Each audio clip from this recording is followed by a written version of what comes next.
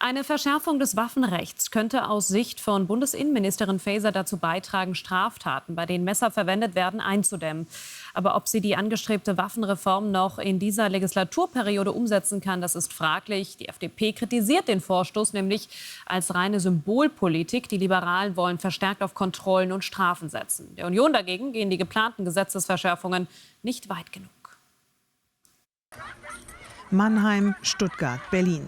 Die Zahl der Messerattacken steigt, oft mit tödlichem Ausgang. Bundesinnenministerin Faeser will dem mit einer Reform des Waffenrechts begegnen. Mit Messern werden eben brutale Gewalttaten begangen, die schlimme Verletzungen nach sich ziehen oder sogar tödlich enden können. Deswegen ist aus meiner Sicht wichtig, dass wir ein schärferes Waffenrecht brauchen und striktere Kontrollen.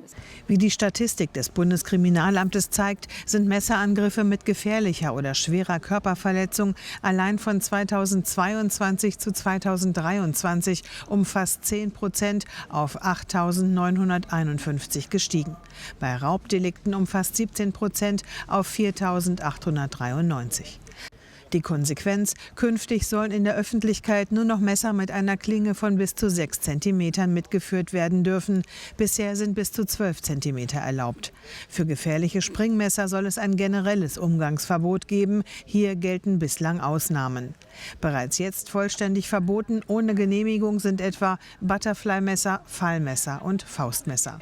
Nach Einschätzung der FDP reicht das aus. Sie setzt sich lediglich für mehr Kontrollen und höhere Strafen ein.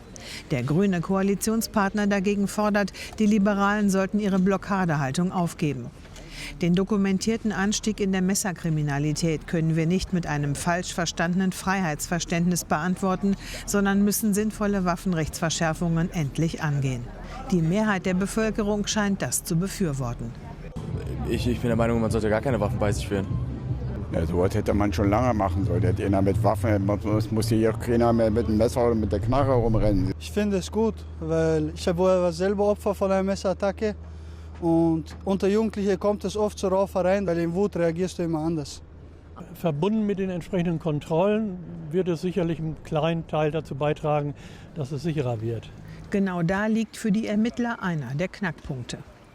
Das Wichtigste bei dieser ganzen Diskussion ist, die Polizei muss die Rechtsgrundlage bekommen und in die Lage versetzt werden, wirksam diese Einhaltung der Messerverbote, der Trageverbote auch zu kontrollieren.